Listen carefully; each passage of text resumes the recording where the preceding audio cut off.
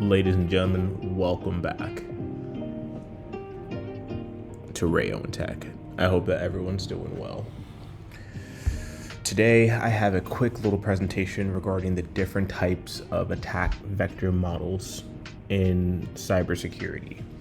So today, I'm very blessed. I happen to be out of the country. I'm currently in Geneva, but I'm excited to be giving this presentation just to talk about the different types of attack vectors.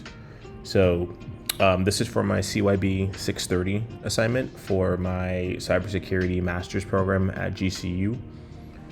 Other than that, we have some really cool topics today, two really cool models to break down, also the steps behind it at the same time.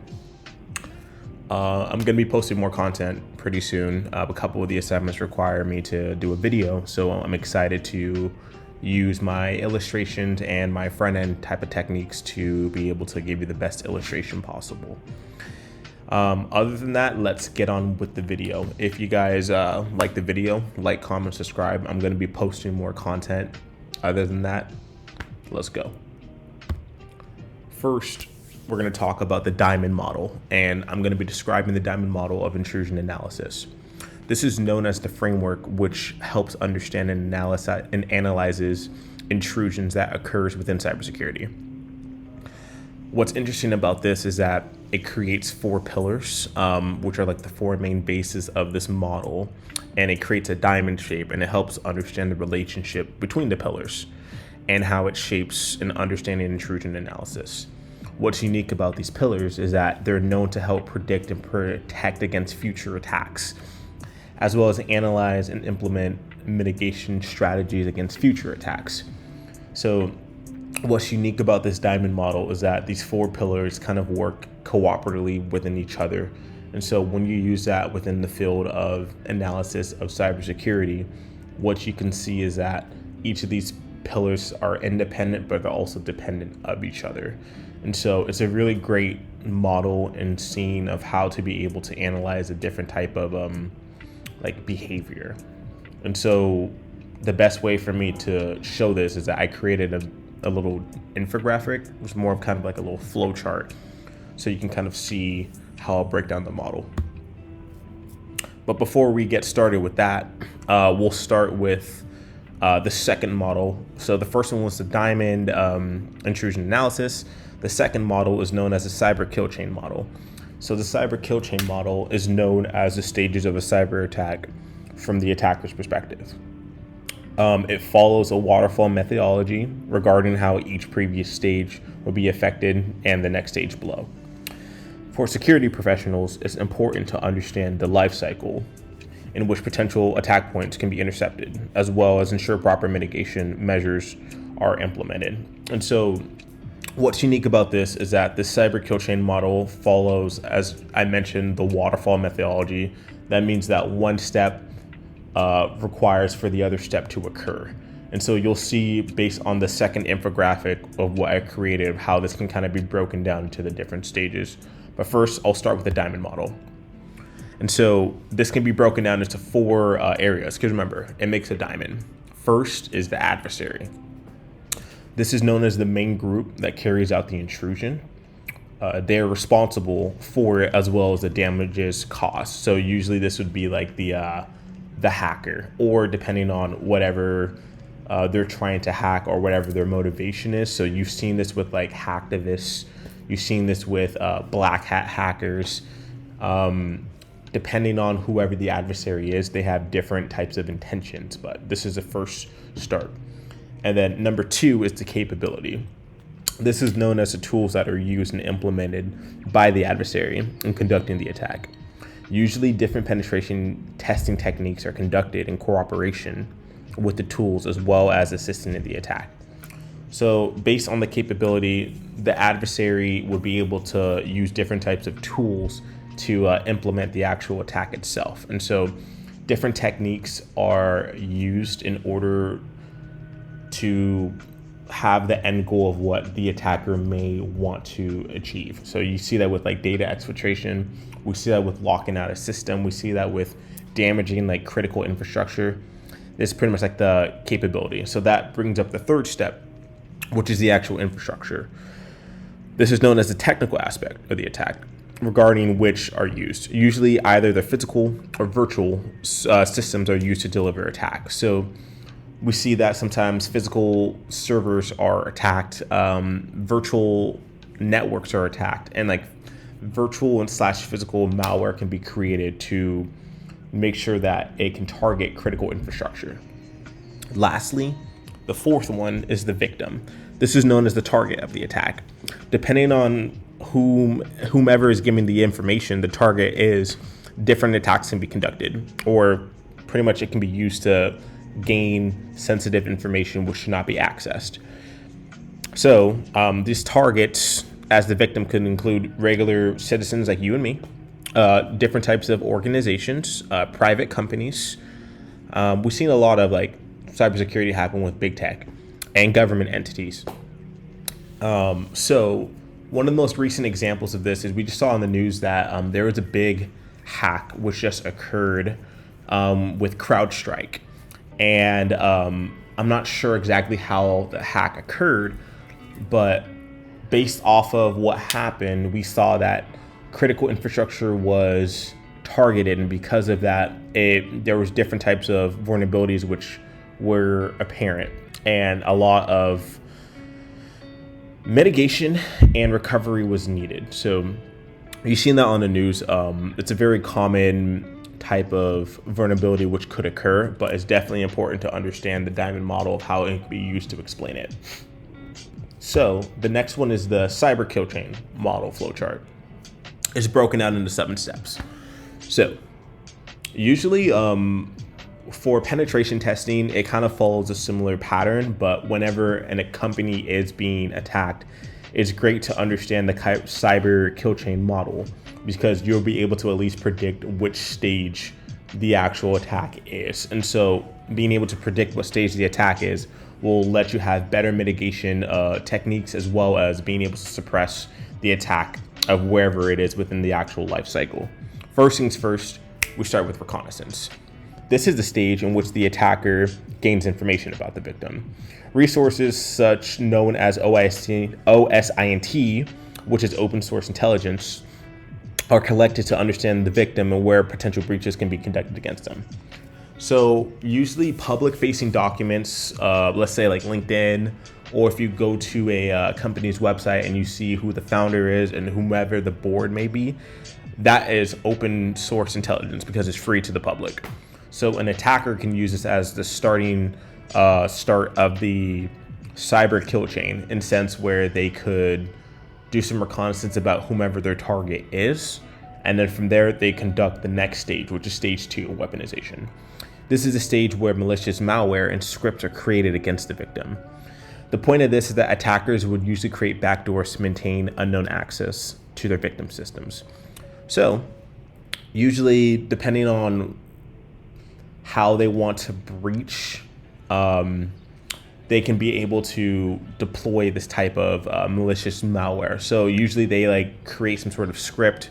You can either see like a SQL injection, different types of worms, backdoors. These are pretty much different types of potential malware which could be used. So depending on what the main purpose is of the attacker, they can use this as a weaponization type of tool. So once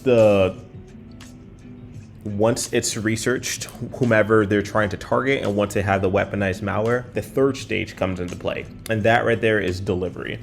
This is a stage of where active transmission of the malicious payload is present. With this, attackers can use different methods, and they also have different malicious payloads which they would want to put onto a system. So what's interesting about this is that we've seen a lot of common social engineering attacks, such as phishing, as well as DNS spoofing, where someone would be able to try to go to a website, but then they're spoofed onto a false website. So you can see how the delivery is already onto the system itself of the victim. So once that delivery is done, let's say someone sends a phishing email and someone accidentally clicks on it, what happens is the fourth stage comes up, and that is exploitation. Once delivered and downloaded, the attacker starts the exploitation of the system with the malicious code. This is executed onto the target's given system. So what is interesting about this is that we see that this step is very common. So if someone accidentally clicks on it and it starts downloading, they may not even realize that malicious malware is downloaded onto their system. And so what's unfortunate about that is once it downloads, it goes on to the fifth step, which is installation. So we've talked about the backdoor. Backdoors are known as having unauthorized hidden access into someone else's system. So concerning the backdoor, the malicious actor installs malware within it, and it also has a common presence within the system. Sometimes the malware looks like a legit application. So what's interesting about this is that if you look at the Romans, we talked about the Trojan horse, where they were given a gift where it looked like the horse was a celebratory gift, but there were soldiers inside of there. And that, I believe it created the fall of the Roman Empire. Or I'm not really much of the history person, but you kind of get the concept. What's interesting about this is that when the installation occurs within the cyber kill chain, sometimes a user may think that an application is legit, but the reality is that it may have already installed a malicious malware and malicious code onto there. And so the main purpose of this is that it tries to go on to the next step, which is command and control, also known as C2. Depending on the attack, depending on what the end goal is, the attacker will attempt to control the given system, and also they want to command the system to perform acts without the user's permission.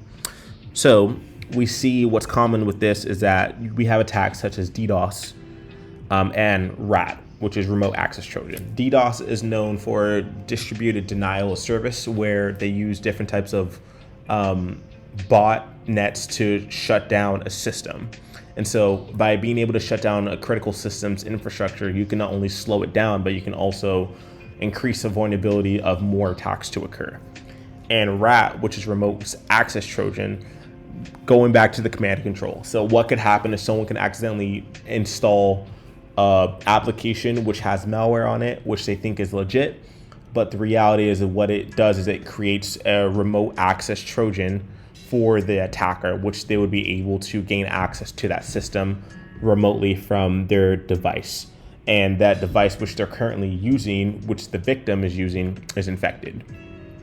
Lastly, we talked about the intentions, and that brings up number 7, which is action on objectives. Lastly, the attacker has a multitude of reasons why the attack can occur. Depending on their motivation, data exfiltration can occur. Potential disruptions of critical infrastructure, also freezing critical company assets are some examples. Each attacker has a different motivation, but they still follow the same cyber kill chain structure. So we break it down. Reconnaissance, do some research on who their target is. Weaponization, get the tools ready for what the malware will be executed onto a system. Delivery, actively put that malware out and deliver it as something which can't be detected, or a false link to pretty much make sure it is downloaded. Exploitation, what happens is once it's downloaded, it starts the malicious code onto the actual system. Once it's installed, it may look like an application which is legit, but sometimes it's not. Command and control, once it's installed, they want to command and control the targeted system. And lastly, depending on their action and objective, they could be able to, let's say they do a ransomware attack where it's like you have to give 100 Bitcoin in order to access your critical company's information. And so we've seen a lot of lockouts with this. And so it's very scary to understand that these type of attacks could occur. However, it's very beneficial to understand the cyber kill chain, because at least when an attack occurs, you can be able to predict what step it is on and be able to mitigate it from there. So let's talk about the differences between the Diamond model and the cyber kill chain model. The Diamond model, this model is known for focusing on the different relationships between the 4 main pillars, which is the adversary, the capability, the infrastructure, and the victim. This helps with a more detailed breakdown and analysis of any intrusions, that occur. With proper analysis, it helps provide more context for the attacks. Compared to the cyber kill chain model, it follows more of a traditional linear type of perspective, how malicious actions are from the attacker's perspective. Pretty much it helps formulate a timestamp exactly of where the attack is in the current life cycle. And it also helps to break it down for analysis and also use for proper mitigation measures. It can help ensure that the defensive frameworks which are integrated or established as attacks can be identified into the stage to make sure that less damage occurs.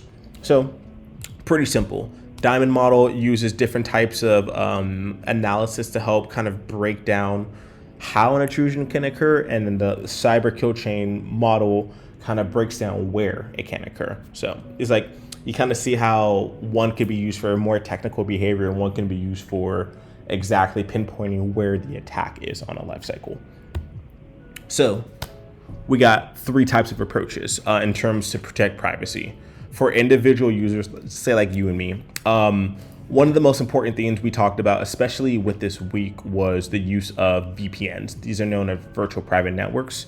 Pretty much these are encrypted tunnels of information where you're able to connect to an encrypted tunnel, and what that can do is ensure that if you're trying to connect to an unsecured network, you at least have a layer of security behind it.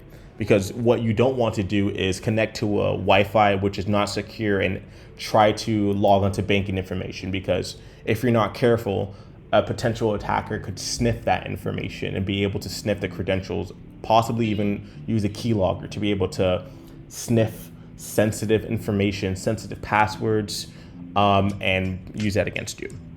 So as I mentioned, VPNs and also using encrypted messaging platforms are very beneficial in order to boost security. It ensures that personal data isn't being shared across unknown secured networks and devices. In addition, the best of practice is to, one, make sure that all software which you're using is updated. That's a common practice. Update your phone, update your Apple Watch, update your computer. Make sure that you're on the latest update, because even though it's common, sometimes people put automatic update. They don't realize that their device isn't updated. But being able to make sure your device is updated ensures that it has the proper security patches and security measures which are used. Also, using anti-malware tools such as Malwarebytes in order to scan the system and critical infrastructure. So Malwarebytes is very nice. Pretty much, it's a free program. I believe it's for the Google Play Store and also the App Store as well. You click it, it does a quick little malware scan. If it detects anything, what it will do is not only block it, but it'll also restart your system just to make sure it's a clean sweep. Just make sure that it's secure. Lastly, for personal passwords, ensure that they're unique. Make sure you don't use the same passwords over and over, and implement extra security as well as multi-factor authentication. So these are just like adding more layers in terms of individual users. So it's very common for us to sometimes forget this, but it's great to integrate this to boost security overall against these different type of attack vectors. Next, we talk about the approaches to protect privacy for organizations. So because organizations work with customer data, it's very important to understand that they must follow the proper secure protocols in order to use information. So if they're using the web, using HTTPS, which is Hypertext Transfer, I believe it's Hypertext Transfer Protocol Secure. That's pretty much, you use that for the web. So it makes sure that when you're connected to a website, the connection is encrypted and it's secure to make sure that no one can be able to go onto that. So versus if you go onto an HTTP, that may not be secure and someone could possibly sniff the information and intercept traffic from there. Also, FTPS, that's File Transfer Protocol Secure. We see this a lot within companies who have sensitive files. What they'll do is make sure that they use this protocol in order to send sensitive files. So depending on if you want to use either asymmetric or symmetric encryption, it depends on the use of the company. But pretty much what that means is that, let's say if someone uses asymmetric, someone could be able to have a private, I'm gonna make sure I got this right. Someone's able to have a private encryption key, which they send, and it's a public encryption key, and a private decryption key. And so pretty much what that means is that the user would be able to ensure that the file was not tampered with. And so you can kind of see that's like a great way of boosting security within like sending sensitive files and information. So we see that that's used a lot within different organizations. In addition to that, organizations must also conduct security audits to ensure all security measures are up to date, as well as ethical penetration testing to boost security and test it. So penetration testing is very important because you're able to not only simulate what an attacker may see, you're also able to make sure that your systems are up to date. Organizations must also create awareness and implement security training for their employees and also help ensure the best practices. And so it's very useful, very helpful. But these are some of the best approaches to protect privacy within organizations. Lastly, we're going to talk about approaching privacy and protecting it for government and their respected entities. So for government and their respected entities, depending on the area, laws and policies are used to enforce protection and privacy overall. So we've talked about this in the EU, the European Union, using the GDPR is a great way of boosting security and ensuring that they stay within compliance within the standards. So the GDPR is known as the European standard of cybersecurity. There's different types of compliance laws, and it's very important to understand that this is mandatory for all businesses who want to not only perform business within the European Union, but also with its respected customers and their sensitive data. So you can see that an example is like in Geneva. So the UN, they follow the GDPR because it also has different type of European entities which are represented in here. So you got to make sure that security is boosted overall. The main purpose of the law is to give individuals greater control over their information by mandating companies and organizations handle that information with greater care when working with data in the European Union. That's a quote from Heinemann 2019, but you can kind of see the significance behind it. Lastly, having awareness to the public regarding the importance of privacy, security, and staying in compliance as well. So this is a very great way of ensuring that privacy is protected within the government. So it doesn't have to be just the European Union. It can be different types of government entities, but it's a common framework which is used in terms of protecting privacy overall. Lastly, analyzing how the cyber threat models are used to identify and protect against cybercrime, threat vectors, motivations, and ideologies. So, threat vectors. The cyber kill chain is great in seeing which precise stage an attack has occurred. This gives more flexibility for defenders to mitigate against a current attack. The Diamond model is known for having an emphasis on the different attacks and techniques that are used by an attacker. With this, the tools can be identified, and it can also help understand the bigger scope of the attack.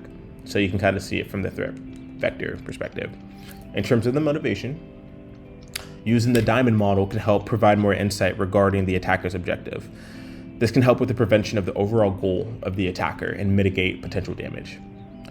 The cyber kill chain, which pinpoints the exact stage of an attack. With this more analysis, it can help understand the overall goal of the attacker by looking at it step by step. Lastly, we talked about the motivation, we talked about the threat vector, and now we're talking about the ideology.